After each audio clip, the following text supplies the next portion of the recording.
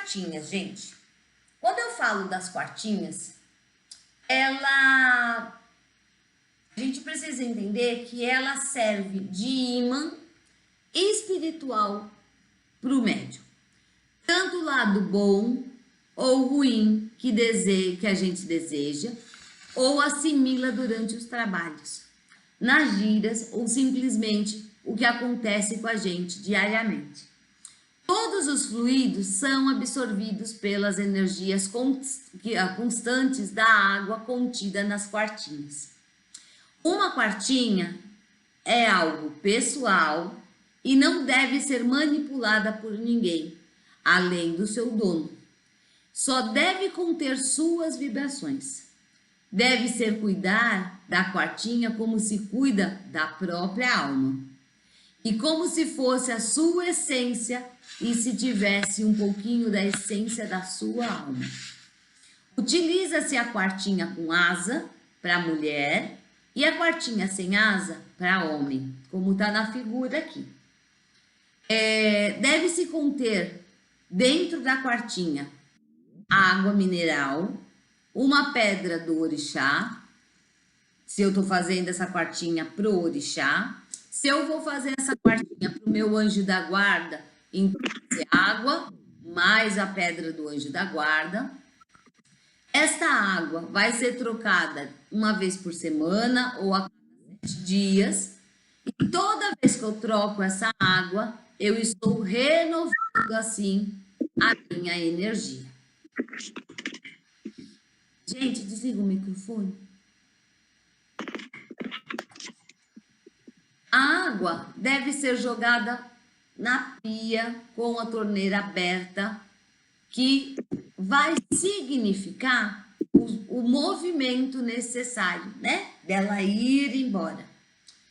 Algumas pessoas colocam quartinha em casa, atrás da porta, e ela vai ter a mesma função das quartinhas usadas nas portas da casa de santo, de proteção da residência, de descarrego de quem entra na casa.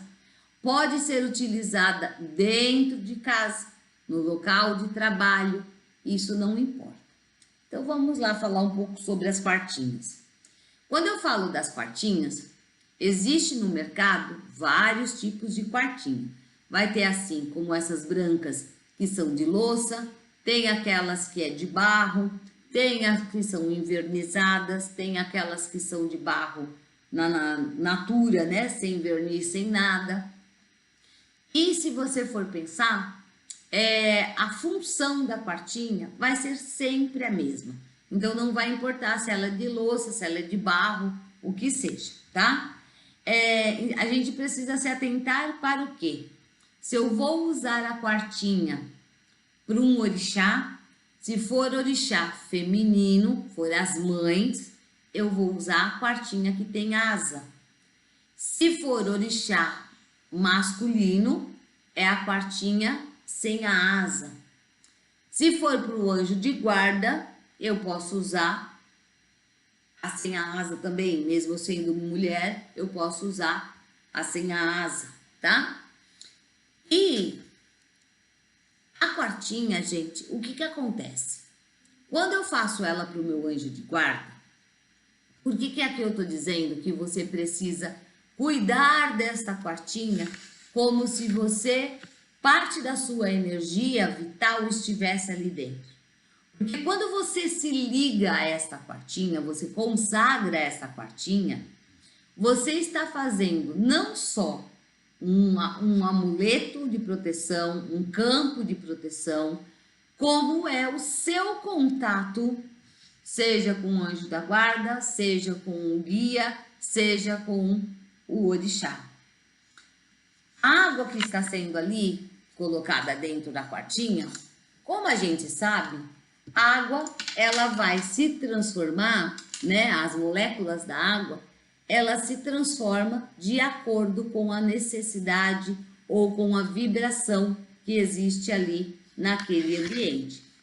Então, a água dentro da quartinha, quando eu peço para que ela seja um filtro de energia, A energia vai chegar até a mim e vai, ou melhor, a energia mandada para mim, ela vai passar por esta quartinha e vai chegar até mim. A quartinha, ela vai ser como um escudo, como um filtro, né? Por isso que toda semana eu jogo fora aquela água. Existem trabalhos que a gente usa a água da quartinha. Quando eu faço isso? Vamos dizer que eu tenho uma quartinha para o meu orixá, tá? Eu vou falar de Iemanjá porque a gente tá aí na semana da nossa grande mãe. Então vamos dizer que eu sou filha de Iemanjá, eu fiz toda a ritualística, fiz as oferendas, fiz tudo certinho. E aí eu vou fazer a minha quartinha para Iemanjá, que é a minha orixá, seja de frente, de Ajuntó, de Ancestor, não importa. Eu quero fazer a quartinha para Iemanjá. Dentro da quartinha, eu vou colocar água. Posso pôr água do mar? Pode, mas água da mineral seria o ideal. Por quê? Quem está no interior, quem está na capital de São Paulo, muitas vezes não tem acesso à água do mar, né? Então, a água mineral, ela vai ser coringa para que a gente possa fazer uso de todas as quartinhas.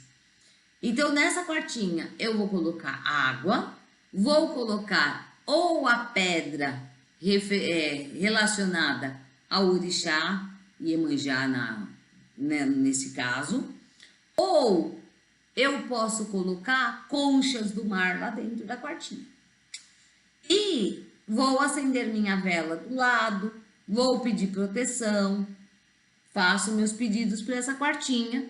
E esta água, como eu tenho que trocar essa água a cada 7 dias, eu posso utilizar desta água para fazer um banho. Porque é a água do meu orixá, tá? Diferente da água do anjo da guarda. Que o anjo da guarda é uma água onde ele está puxando ali coisas negativas, pensamentos que vão chegando. Então é uma água que, se para eu fazer um banho, é uma água pesada, né? Já em relação à quartinha que eu ofereço ao meu orixá, é uma água que está sendo emantada na força desse orixá. Então eu posso usar para banho, eu posso usar para lavar minha guia, por exemplo, tá? E para algumas outras situações que vão aparecendo, ok? Aqui no último parágrafo, existem pessoas, existem terreiros que ensinam as pessoas pegarem uma quartinha, aí não importa se é com asa, se é sem asa, é uma quartinha. Você coloca água dentro dessa quartinha e vai colocar atrás da porta de entrada. Por quê? Esta água vai estar puxando para dentro dela todas as energias contrárias aos moradores da casa. Veja que a diferença é que eu estou usando uma quartinha ao invés de um copo, porque tem muitas pessoas que utilizam o copo com água atrás da porta, né? A quartinha, ela vai fazer o mesmo processo. A diferença é que eu estou rezando em cima desta quartinha, ok? Então, se eu não tenho a quartinha, nesse caso, tá? De colocar atrás da porta da casa, eu posso fazer com um copo com água? Posso, sem problema nenhum, tá? Porque eu posso estar pedindo ali a proteção, a abertura de caminhos. Eu ponho tudo ali atrás da minha porta e vou trocar essa água uma vez por semana. Vocês vão perceber que essa água fica cheia de bolinhas e aí precisa estar jogando fora. Tipo de água nesse tipo de trabalho, a gente não bebe, tá? Porque eu estou pedindo uma água de limpeza. Então, como é água que está puxando para dentro da quartinha ou do copo, tudo que for energia negativa, então eu não vou beber aquela água porque ela vai estar negativada, ok? Agora, se eu estou fazendo um tipo de trabalho que eu peço por saúde, eu peço por proteção, e vamos dizer, vocês têm uma orientação de um guia que é para vocês beberem da água, aí ok, tá? Mas normalmente a água da quartinha, a gente, se ela estiver ela foi determinada para proteção e descarrego, eu não utilizo essa água para nada. Eu jogo ela na pia, abro a torneira para que aquela água vá embora, ou eu jogo na privada, alguma coisa assim, ok? Posso usar, se eu puder, usar dentro do local onde eu trabalho, eu faço. Quando eu dava aula, isso serve para a Kátia. Quando eu dava aula, Kátia, no fundo da sala, normalmente tem armário. Eu deixava um copo com água em cima do armário. E aí, na sexta-feira, eu jogava fora aquele copo com água.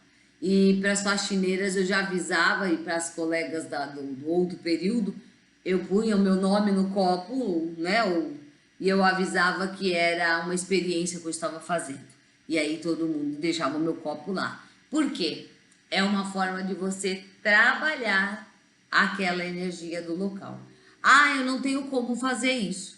Então, o que você pode fazer? Todo dia, quando você chega, você põe um copo com água e você já determina a limpeza daquele ambiente. Acabou, você joga fora, no outro dia você refaz novamente. Ok? Todo mundo vendo o slide?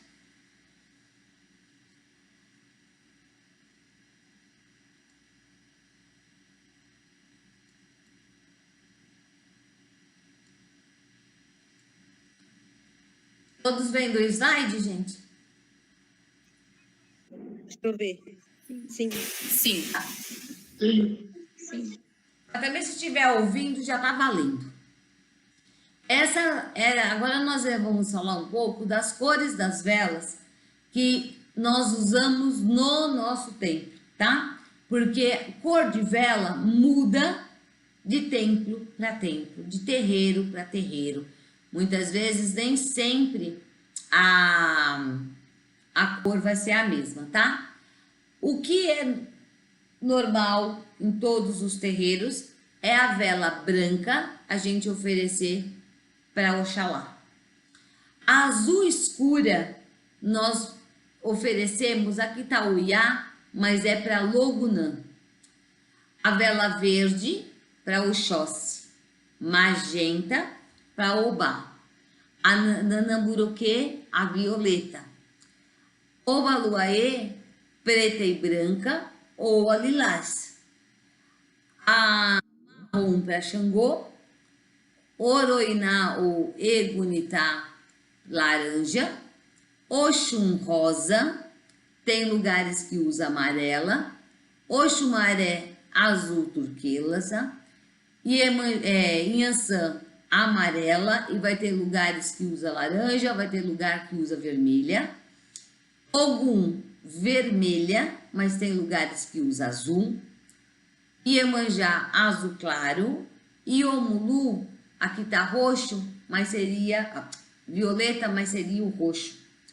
Essas são as cores que dentro da Umbanda sagrada, assim ficou determinada que seria essas cores a serem seguidas. Que é assim, todos os terreiros que seguem a Umbanda sagrada vai trabalhar a mesma cor de vela, facilitando assim o trabalho do terreiro e da pessoa, desse consulente, que muitas vezes vai numa casa, depois vai na outra. Então, se segue a doutrina da Umbanda Sagrada, vai reconhecer essas cores de vela, tá?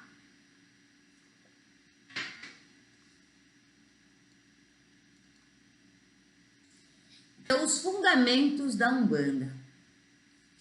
Um dos fundamentos da Umbanda é o preceito. Então, dentro do dicionário, o que significa preceito? Preceito é sinônimo masculino, aquilo que se aconselha a fazer ou praticar, uma regra, um ensinamento, os preceitos da religião, a ação de prescrever, prescrição, religião, norma ou mandamento. Toda profissão, todo esporte, toda lei, toda religião tem os seus preceitos. A vida humana e social é regida, dentro de outras coisas, de preceitos. Não é diferente da Umbanda. Todos os umbandistas, do mais veterano ao mais novo, sabem dos preceitos básicos para participar de um trabalho espiritual.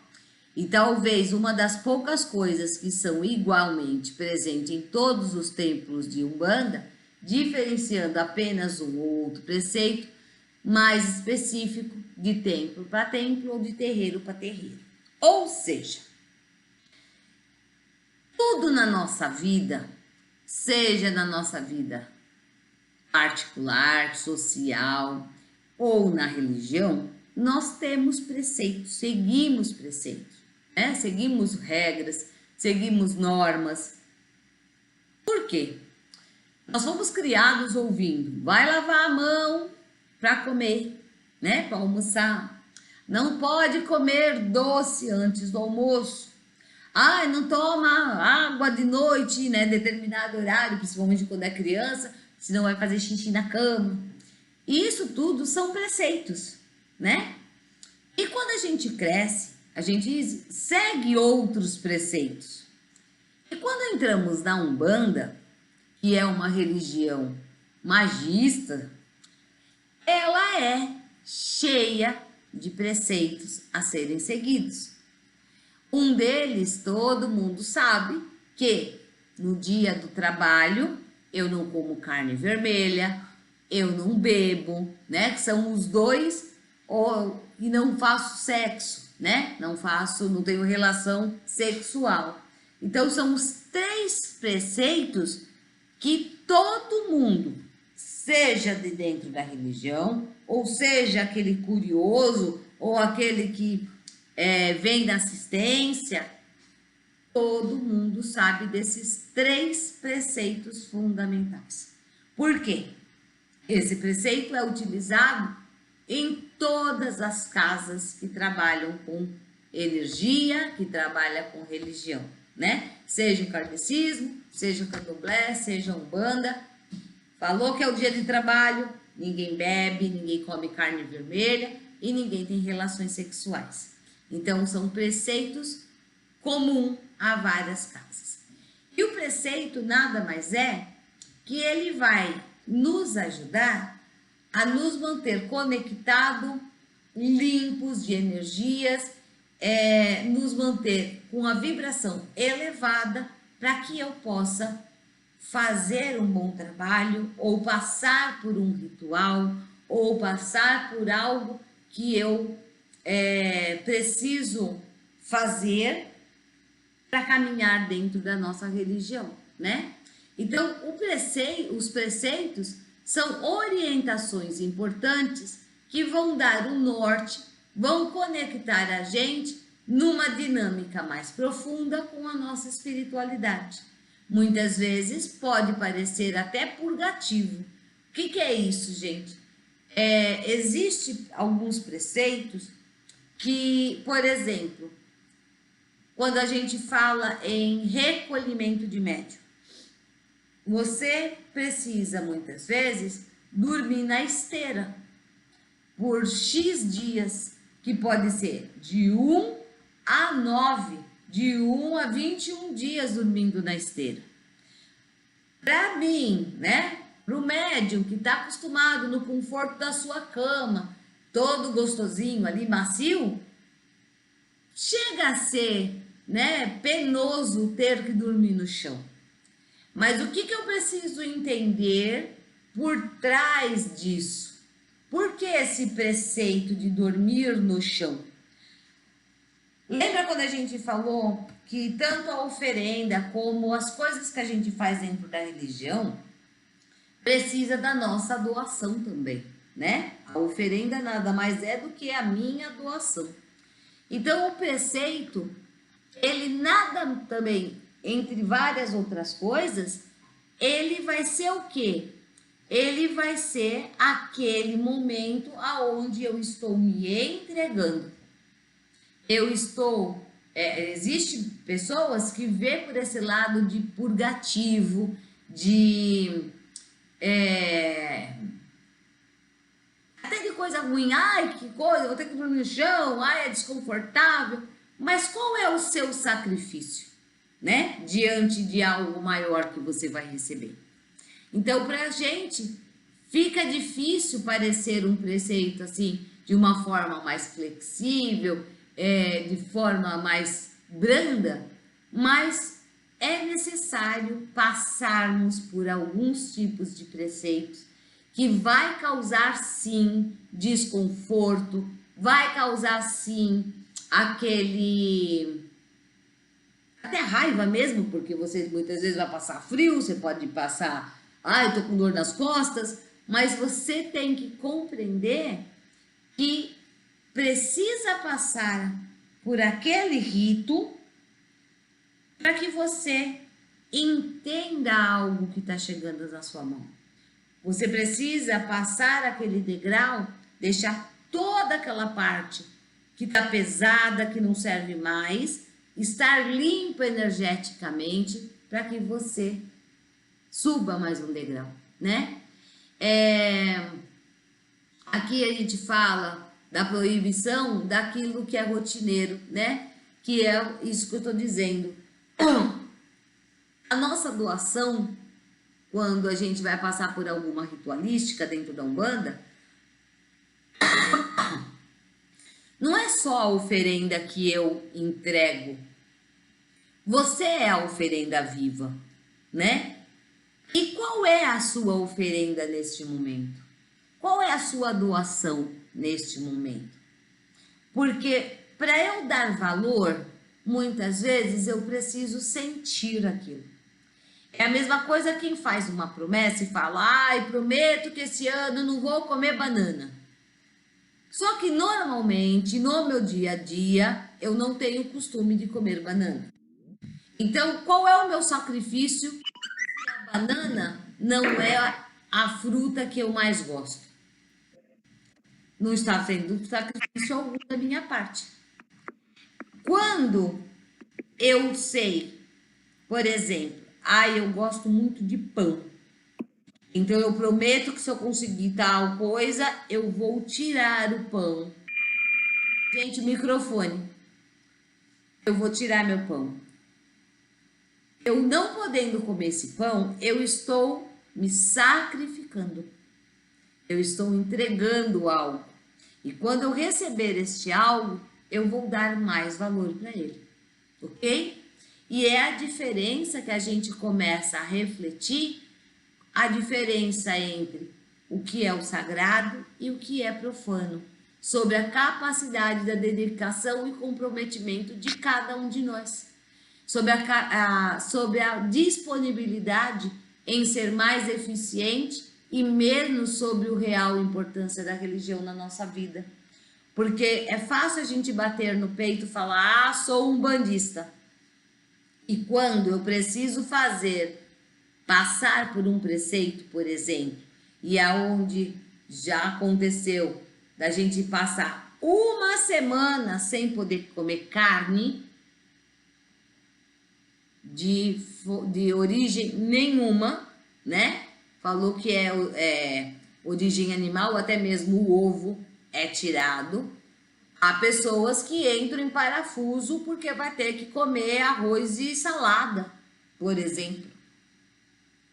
Então, é onde a gente precisa entender que a Umbanda, ela é uma religião muito bonita, ela é uma religião que nos conecta à natureza, que nos conecta a Deus, mas para que eu cresça dentro dela, dentro da religião, e cresça como pessoa, eu preciso compreender esses preceitos que eu passo, que muitas vezes eles vêm sim como forma de purgação, que é aquele momento que eu preciso tirar aquela zinhaca grudada em mim, para que eu possa passar por um ritual sair desse profano que eu vivo para entrar numa energia do sagrado.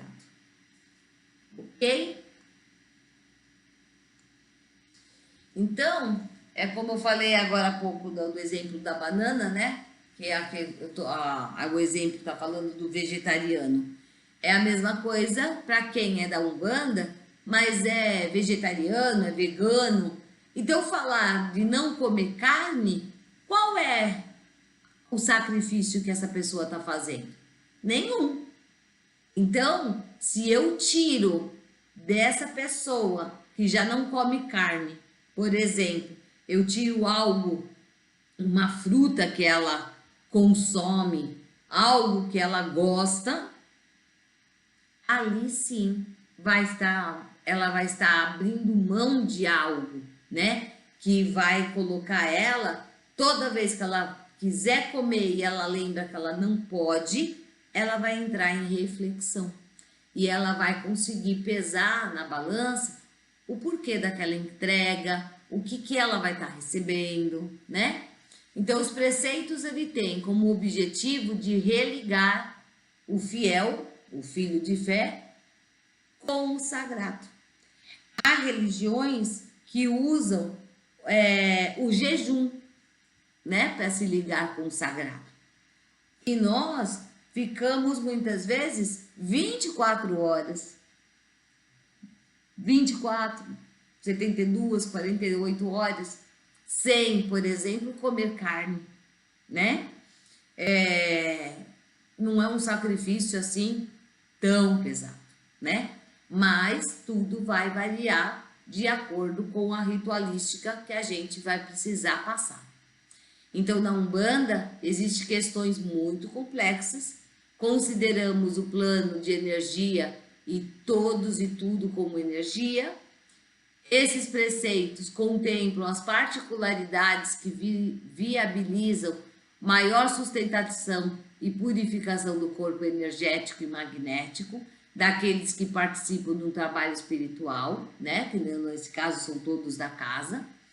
E apenas a assistência não precisa de preceito. Ou seja, a assistência, quando a gente fala que não precisa de preceito, é assim, se a assistência não tomou banho de erva, ela não tem que tomar o banho de erva, né? Vamos dizer, se eu não tomei o banho de erva e eu vou trabalhar, eu sei que aquele banho de erva vai me fazer falta. A assistência, ela pode ter o conhecimento de tomar banho de erva, mas ela pode também ser aquela pessoa que nunca ouviu falar que precisava tomar banho de erva. Então, quem faz parte da assistência não é obrigado a saber sobre esses preceitos, tá? Então, é por isso que muitas vezes bate na porta, pessoa pedindo auxílio. Se a pessoa, por exemplo, está alcoolizada, ela é convidada a retornar outro dia, quando ela não está fora da casinha, né? Mas a assistência pode comer uma feijoada aí no terreiro, que não tem problema nenhum. Diferente da gente que faz parte da corrente, né? Que a gente vai trabalhar da forma energética. Então, aqui, alguns preceitos para que a gente entenda um pouquinho mais. O banho de ervas é um preceito que a gente tem, que a gente faz toda vez que nós temos trabalho mediúnico. Então, antes de ir para o templo, a gente tem como objetivo do banho de erva o limpar e sustentar o nosso campo energético nas camadas mais superficiais, né? A carne, pelo menos 24 horas antes do trabalho e no mínimo, não comer carne antes do trabalho 24 horas ou 48 horas, tá? Tá errado a data aqui, a hora. E todo tipo de carne, não importa qual seja o tipo de carne. Tem como objetivo minimizar os impactos vibratórios densos internos ocasionados pela indigestão desses alimentos. A carne é impregnada de energia densa por conta do sangue, muitas vezes do sofrimento do abate da criação. Sua digestão também é lenta e isso altera o nosso metabolismo e faz concentrar muita energia na digestão, ou seja, muita energia no nosso estômago. Após 24 horas, nosso campo energético já terá metabolizado esse magnetismo e retorna no seu padrão. Por isso, é outra coisa que eu falo para vocês. De quarta-feira, faça o laboratório. Vá uma quarta-feira fazer a aula do desenvolvimento e não tome seu banho de erva. Perceba como é que ficou, como é que foi aquela aula. Na outra semana, tome o banho de erva. Mudou? Ficou mais fácil? Não ficou? Como ficou? E isso é o laboratório. Isso é onde a gente vai poder falar se aquilo está fazendo sentido, se aquilo não está fazendo sentido. A carne é a mesma coisa, gente. No dia de trabalho, eu sei que é preceito, eu sei que não pode, mas eu quero ver o que acontece. Tem coragem de ver o que acontece? Come a carne para ver o que acontece. Simples assim. O que eu não faço é fazer laboratório no dia que tem trabalho mediúnico de atendimento à assistência. Por quê? O meu laboratório pode dar ruim, o meu laboratório pode me desandar minha barriga, porque pode acontecer, porque a energia do terreiro pode estar densa, e eu já estou ali, comi carne, não fiz meu banho de erva, tô todo lascado ali, energeticamente. E aí bate uma energia contrária já na minha energia que eu tô trazendo, pode desandar a barriga. E aí o que acontece? Vou passar vergonha, porque de repente, né? Pode acontecer algum acidente. Então, vai fazer laboratório, faça laboratório no dia de desenvolvimento mediúnico. Nunca no dia de trabalho. No dia de trabalho, pela experiência que eu já vivenciei, nem sempre dá certo. Então, quem tem coragem de fazer laboratório, use o desenvolvimento para colocar em prática. A ingestão alcoólica é outra coisa, né? Que o elemento etílico, potencialmente desensificador, vibratório e magnético, impregna o nosso campo áurico de uma energia desestabilizadora. Após ingerir bebida alcoólica, desde que moderadamente, demora cerca de 24 horas para o metabolismo, ou seja, os nossos chakras, voltar no seu padrão vibratório para se restabelecer. Relação sexual é a mesma coisa. Por que eu tenho que evitar 24 horas antes? Muitos questionam que se pratica o sexo com um parceiro fixo, né? Só que o que acontece? Ele é cheio, né, cheio de amor, então deveria ser revisto esse preceito, perdão. Essa ideia tem como precedente uma visão errada também do sexo, de que seria algo nocivo.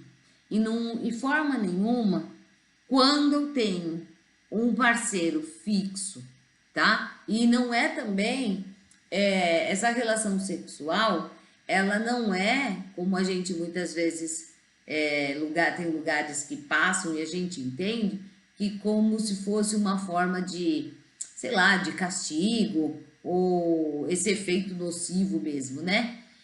Não se trata disso. O que a gente precisa observar é que esse preceito é assim, com ou sem amor, na relação sexual, nós dividimos o campo energético, né? Em todas as escalas, inundando o nosso corpo pela energia do parceiro. Não importa se é um ficante e não importa se é uma pessoa fixa na minha vida, marido, mulher, não importa. Por quê, gente? Eu tenho a minha energia e o meu marido, ele tem a energia dele. Mas eu sei o que ele pensa. Não, a gente não sabe. A gente não sabe qual é a qualidade de pensamento que o marido ou que a esposa tem 24 horas por dia, né? E muitas vezes, por mais que eu more junto, por mais que eu compartilhe várias coisas no dia a dia, ele pode estar calado e ali mastigando coisas e tipo, poxa vida, ai, tá faltando dinheiro, ai, poxa vida, o fulano, ai, ciclano, ai, o carro que tá quebrado, ai, que precisa consertar não sei o quê.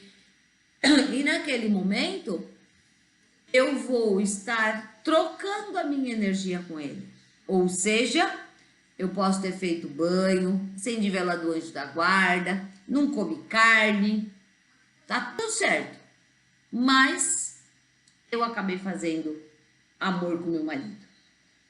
E é neste momento que, dependendo da qualidade da vibração, eu posso puxar para mim algo que está nele ou sujando energeticamente o meu corpo, tá? Depois da gira, tudo bem. Gente, desculpa. Antes da gira, nunca. E aqui é como a gente fala, né? Mesmo morando com uma pessoa, a gente não sabe a qualidade de pensamento, o tipo de energia que ela atrai. Então, pode ser meu marido, pode ser minha mulher, pode ser o quem for. A gente não tem como saber a qualidade de pensamento 24 horas por dia dessa pessoa. Então, ser um bandista é contemplar em prática diária, com amor, tudo aquilo que aprendemos no tempo. Isso é uma coisa que eu sempre falo para vocês. Não adianta eu ouvir e não colocar em prática. Não adianta eu ter orientação e não conseguir praticar. Sem a prática, a orientação não faz sentido. Então eu preciso estar atenta às orientações, aos ensinamentos, mas foi como a Kátia colocou para nós. Precisa ser colocado em prática. Muitas vezes, no início, é difícil sim colocar em prática, mas aos poucos aquilo vai tomando forma e passa a ser um preceito na minha vida, ok? O Amaci é outro tipo de preceito que nós passamos, ele é outro fundamento dentro da Umbanda, por isso que tem aquele ponto, né? A Umbanda tem fundamento, é preciso preparar. São esses fundamentos que este ponto, esse ponto que a gente canta, traz para nós. Nada mais é o Amaci do que pegar as ervas específicas daquele guia, daquele orixá, macerar, ou seja, esfregar uma na outra ou ir apertando com a mão, quinando, até tirar o sumo dessa erva. Mistura-se com água, coloca-se ali outros ingredientes para se fazer o amaci, que é a lavagem da coroa. Essa lavagem da coroa é muito forte, ela é muito poderosa, porque ela traz ali não o axé da erva, como o axé da água, o axé daquele guia, o axé daquele orixá. Aquele sumo da erva, a gente diz que é o axé do sangue vegetal, tá? O amaci nós utilizamos para lavar nossa coroa e aqui eu coloco para vocês sobre a energia do sangue de certas aves e animais usado na feitura de cabeça. Por quê? Para a gente poder equiparar. No candomblé, existe um rito onde o médium passa pela lavagem da coroa dele, mas através de um rito que vai ter o corte de algum animal. Na Umbanda, como nós não trabalhamos com sangue de nenhum tipo de espécie, nós vamos trabalhar com sangue vegetal. O que é o sangue vegetal? é o sumo verde que sai da erva, daquela folha. Então, ali nós dizemos também que é o sangue vegetal também, tá? Então, a Amaci é um fundamento que existe dentro da Umbanda, foi desenvolvido desde o começo, quando era recomendado pelos guias espirituais. Hoje, então, o Amaci ele faz parte de um calendário. As lavagens de cabeça, o assentamento por meio de Amaci, tudo isso é fundamento da matéria da religião. Uma pessoa com mediunidade aflorada faz determinados resguardos e vai receber esse Amaci. Esse Amaci vai receber uma irradiação e, através dos elementos vegetais e outros colocados ali naquela água e que vai lavar a coroa dessa pessoa, ela vai ser purificado todo esse mental e ela vai ter a sua coroa purificada e assim receber a irradiação daquele orixá. Ele também é usado, pode ser usado anualmente, como em datas específicas. O Amaci ele vai estar sempre utilizando ervas e podem ser maceradas, normalmente ela vai ser maceradas ou quinadas com ervas frescas, tá? A erva seca eu sempre vou dar a prioridade para banho. Quando eu falo de Amaci, são ervas frescas. Aqui, o Amaci ele só pode ser feito, né, com ervas frescas. As secas, ela vai ser maceradas em água. Eu não gosto de trabalhar com erva seca para o Amaci, justamente por causa do sumo da erva. O Amaci ele deve ser sempre preparado pelo pai de santo, a mãe de santo, o zelador, né, o dirigente, como o nome que se dá naquele terreiro. Vai ser passado todo o axé, a força vital, a irradiação de fé na reza que se faz ali naquele Amaci para a lavagem da coroa do médium. Depois de preparado, é deixado em repouso com uma mandala do orixá, ao qual é consagrado, é iluminado por velas da cor diante do altar, fica ali por algumas horas e, finalizando esse processo, inicia-se o ritual do Amaci. Outros preceitos, não, aqui a gente vai falar sobre os sacramentos dos rituais dentro da Umbanda. Então, os sacramentos dentro da Umbanda, desde que o terreiro tenha CNPJ, seja legalizado, seja registrado certinho, ele pode fazer batismo, ele vai poder fazer casamento e ele pode fazer rituais fúnebres. O que é isso? Para que eu possa fazer o casamento com efeito de lei, eu preciso ter o terreiro devidamente constituído para que eu possa mandar o documento regido ali para um cartório e aquilo ter validade civil, tá? O batismo a mesma coisa. E os ritos fúnebres que o dirigente, o pai de santo, mãe de santo, vai fazer se necessário. Esses são os sacramentos dentro da Umbanda. E os rituais que a gente tem dentro da Umbanda, que a gente trabalha ao longo do ano, é o Amaci, que é a lavagem da coroa, as oferendas, tanto para guia como para orixá, o banho de pipoca, as obrigações aos orixás. Essas obrigações, a mais comum é o recolhimento dos filhos, o recolhimento dos médios, leitura do seu orixá ou confirmação de que médium, de que guia que ele traz a sua coroa. Aqui, eu coloco como um bônus o que eu devo ter na minha maleta de trabalho, né? Que carinhosamente a gente chama de kit macumba.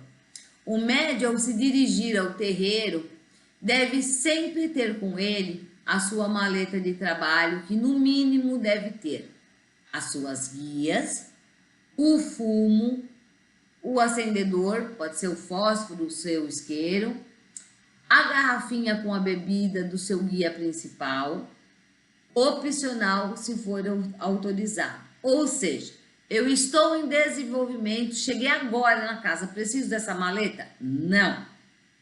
Você precisa ir, você e Deus, para trabalhar, né? Para começar a aprender a desenvolver. Quando o médium é convidado a entrar para a corrente mediúnica, seja para passe, seja para consulta, ele precisa da maleta. E aí essa maleta vai passar a acompanhar ele também nas aulas práticas. Então, se você já foi autorizado a fumar, você pode colocar o fumo na sua maleta, o isqueiro e o fósforo. Sempre é bom levar algumas velas, pode ser até branca mesmo, porque você pode estar incorporado, o seu guia precisar, e você não tem que usar o da casa, você usa aquelas que você traz. Uma pemba, a toalha de mão, o seu cinzeiro, uma coisa que faltou aqui, o porta-vela. Então, você tem que fazer um kitzinho de tudo aquilo que você pode precisar numa hora que, de repente, você não está nem esperando, mas é solicitado e você tem tudo ali à mão. Essa mala deve estar sempre limpa e arrumada, deve conter os objetos, os elementos do trabalho dos seus guias. Então, na nossa casa, quando a gente fala, não esqueça de trazer os elementos para aquela linha de trabalho. Veja, eu não estou falando do chapéu, eu não estou falando de um adorno, eu estou falando do kit necessário que você pode precisar. Qual é o necessário? É a bebida, é a vela, é o fumo, tá? A guia, a pemba. Porque de repente pede-se algo para aquele guia, ele olha para você e fala, eu não tenho pemba. E se vamos dizer porventura, é algo que não dá para esperar, algo que de repente vai ter que ir lá no Congá ver se tem pemba, ver se o guia da casa libera a pemba para aquele médium, porque uma coisa a gente precisa aprender, que a pemba ela faz parte, né, de um rito aonde ela é individual. Ela é ou de um guia específico, ou ela é comum, mas ela é dos guias que trabalham com aquele médium. Então, eu tenho a minha pemba, eu não posso ficar emprestando para o outro, porque aquela é a chave da minha ligação com o astral que está me acompanhando. E como é que eu vou pegar o telefone do amigo? Então, são as coisas que, conforme eu vou andando dentro da Umbanda, esse kit macumba ajuda muito no seu desenvolvimento. Aqui eu vou mandar esse slide para vocês lá no grupo, tá? Como que eu faço a firmeza das minhas forças? Isso eu posso fazer quando eu estou no desenvolvimento. Isso eu posso não. Quem está no desenvolvimento deve fazer. E quem é da assistência, o que deve fazer? Esse triângulo de força, ele vai auxiliar você naquele momento aonde eu não estou muito bem, aquele momento aonde eu preciso de um reforço, aquele momento em que eu preciso não falar com o santo, mas eu quero falar com Deus diretamente, né? E esse triângulo de força, ele vai te dar toda essa sustentação, tá? Então, nós usamos o triângulo de força tanto para a força da direita quanto para a esquerda. O que vai mudar são as velas, como vocês percebem aqui, observam aqui na foto. Enquanto estamos acendendo as velas, eu já estou me conectando com o astral seja o astral da direita como o astral do embaixo, que eu vou ativar. E a partir da minha vontade, da minha fé, do meu desejo, da minha necessidade, é o que eu vou conversando ali para pedir essa ativação. E neste momento que eu inicio a minha conversa mais íntima com eles, ou seja, com a espiritualidade, eu posso pedir, posso agradecer. Deve-se fazer um triângulo de força pelo menos uma vez por semana. Então, nós iniciamos com acendemos a vela do anjo da guarda. Depois, eu vou abrir o meu triângulo de força para a esquerda, que eu uso uma vela preta no topo, uma vela vermelha, que ela vai me ligar a pombagira. A bicolor vermelha e preta, eu estou me ligando a Exu Mirim. E a preta lá em cima, Exu. Neste momento, eu vou estar lá ajoelhada. Faço a saudação, Laro Exu, Exu é Mojubá, Laro é Pombagira, Pombagira Saravá, Laro Exu Mirim é Mojubá.